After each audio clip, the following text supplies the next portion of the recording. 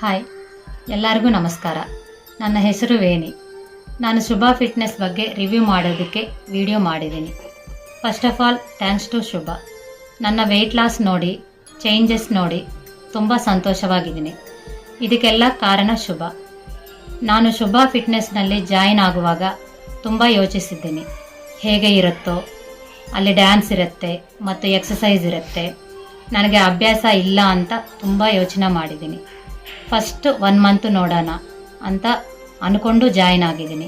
ಆಮೇಲೆ ಶುಭಾ ನಮ್ಮನ್ನು ಟ್ರೈನ್ ಮಾಡೋ ವಿಧಾನ, ಅವರ ಫ್ರೆಂಡ್ಲಿ ನೇಚರ್ ನಮ್ಮನ್ನು ಕಂಫರ್ಟ್ ಝೋನಲ್ಲಿ ಇಟ್ಟಿದ್ದಾರೆ. ಅವರ food diet plan, homework, exercise, ಹೆಲ್ದಿಯಾಗಿ ವೆಯ್ಟ್ ಲಾಸ್ ಆಗೋದಕ್ಕೆ ಹೆಲ್ಪ್ ಆಯಿತು. ಡ್ಯಾನ್ಸ್ ಸ್ಟೆಪ್ಸ್ ತುಂಬ ಚೆನ್ನಾಗಿ ಸ್ಟೆಪ್ ಬೈ ಸ್ಟೆಪ್ ಹೇಳಿಕೊಡ್ತಾರೆ. 2 ಮಂತ್ ಒಂದ್ಸತಿ ಟ್ರಕ್ಕಿಂಗ್ ಕರ್ಕೊಂಡು ಹೋಗ್ತಾರೆ. ನನಗೆ ಬ್ಯಾಕ್ ಪೇನ್, PCOD ಪ್ರಾಬ್ಲಮ್ಸ್ ಇದ್ದು ಅದು ನಿಧಾನವಾಗಿ ಕ್ಲಿಯರ್ ಆಗಿದೆ. ಅವರ ಥರ ಒಂದು ಒಳ್ಳೆ ಟ್ರೈನರ್ ಸಿಗುವುದು ಕಷ್ಟ. ಅವರು ನನಗೆ ಕೊಡೋ ಮೋಟಿವೇಶನ್, ಮಾಡುವುದು ಆಗಲ್ಲ ಅನ್ನೋದನ್ನು ಮಾಡುತ್ತೀವಿ. ಫಸ್ಟು 5 kg ವೆಯ್ಟ್ ಲಾಸ್ ಆಗಿದ್ದೀನಿ. ಆಮೇಲೆ ಕಡಿಮೆ ಆಗಿಲ್ಲ.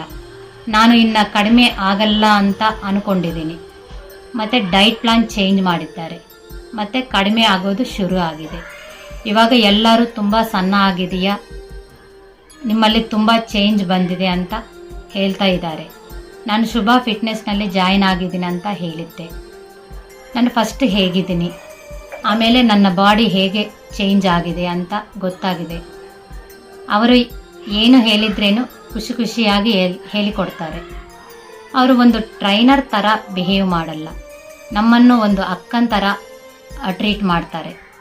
ನಮಗೆ ಎಷ್ಟು ಟೆನ್ಷನ್ ಇದ್ದರೂ ಕ್ಲಾಸ್ಗೆ ಹೋದ್ಮೇಲೆ 1 ಅವರ್ ಎಲ್ಲ ಮರೆತು ಖುಷಿಯಾಗಿ ಇರ್ತೀವಿ. ಅವರು ಒಂದು ಒಳ್ಳೆ ಟ್ರೈನರ್. ಇದಕ್ಕೆಲ್ಲ ಕಾರಣ Shubha ma'am. Thanks to Shubha ma'am.